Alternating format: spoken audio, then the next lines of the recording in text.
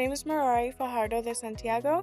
I'm currently attending Edina High School. English is not my first language. My mom is Mexican, and she taught me Spanish first, so it was always hard for me to pronunciate or having to write down my ideas. My first 2 years in high school, I remember just looking and everyone is like around me, scribbling everything down, and it's such a horrible feeling because I was like, I don't know how to get out my ideas. I remember going to AVID and I would tell my buddies, hey, I finally got like a B+ on an essay. It's awesome to see like other first generation students around me too who are striving for success and wanting more. That progress is such a nice feeling, especially when you're doing it as a group.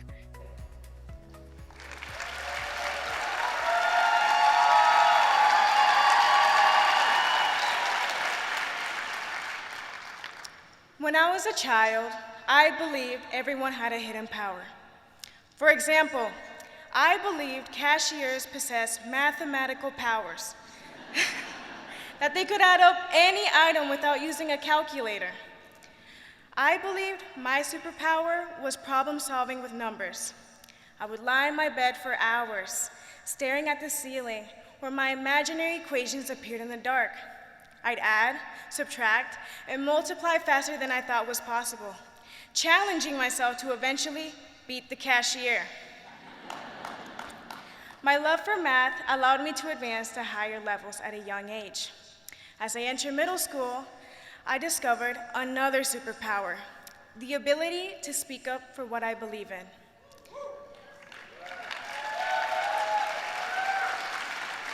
My inspiration was my mother, who often shared her dreams of becoming a lawyer to fight for women and immigrant rights.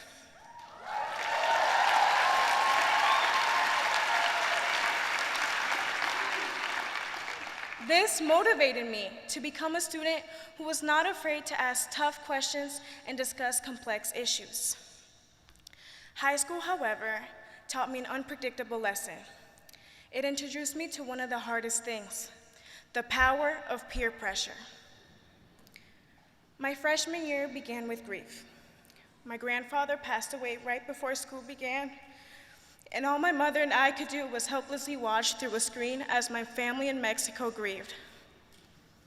Before I could fully process his death, my grandmother passed away too. I could see my mother's battle, which forced her to shut down, dimming our bond.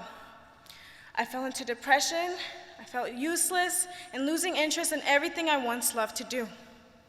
Desperate for support, I turned to people who seemed to offer it. I admit, I fell into peer pressure.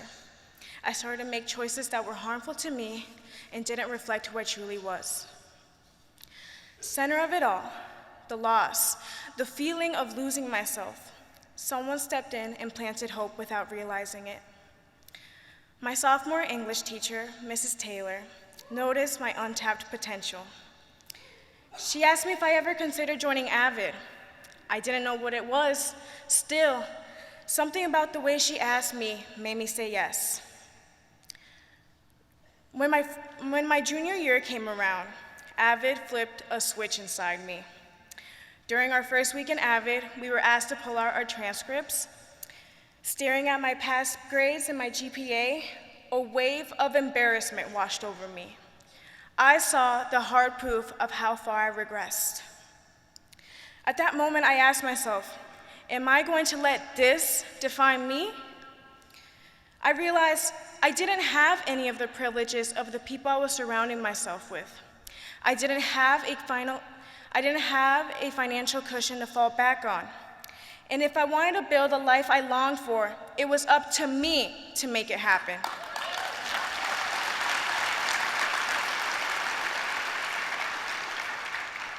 That moment of clarity fueled my decision.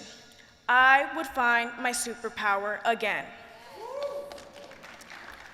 I removed negative influences from my life, people who didn't have the best interests at heart. I started focusing on myself, and AVID provided the tools I didn't even know I needed. I was surrounded by a community of support. Miss Jarrett, one of my AVID teachers, kept everyone on track, always checking in on us.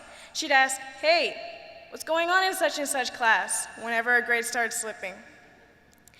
It was a reminder that someone cared, and knowing that someone was holding me accountable pushed me to hold myself accountable too. I started to feel like myself again. I saw drastic changes in my grades. I went from getting D's and C's on my tests to achieving A's. I overcame procrastination by learning how to stay organized.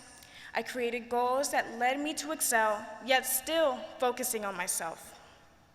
I began to join activities I love to do. I became a math teacher assistant. I joined the competitive math team, and I started tutoring at a middle school.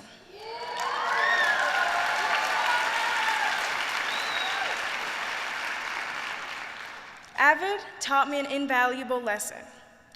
We cannot rely on others to save us. We must become our own heroes. No matter what state you're in, you can find the courage to build a future you envision. AVID helps students explore opportunities, which helps them unlock their full potential. I am forever grateful for Mrs. Taylor, Ms. Jarrett, and the AVID program. They reminded me of my unlimited abilities when I had forgotten them. My ultimate dream as a first-generation Mexican-American is to become an engineer at the University of St. Thomas.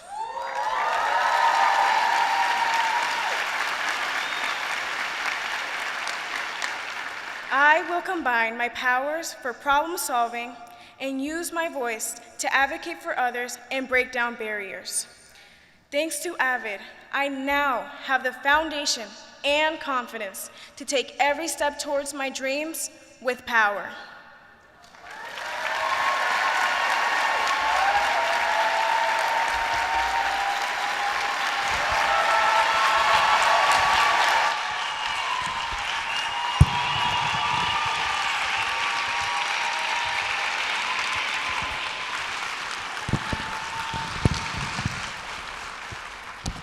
Thank you, Marari. That was so wonderful. Let me ask you one question. I would like to have you tell the audience here, what is one thing that educators can do to support their students? So one takeaway from me is educators need to know that education does not end when the bell rings. By investing in your students and building relationships, they will use every lesson you teach in the future and outside of school. Thank you. Thank you. Yes, one more round of applause.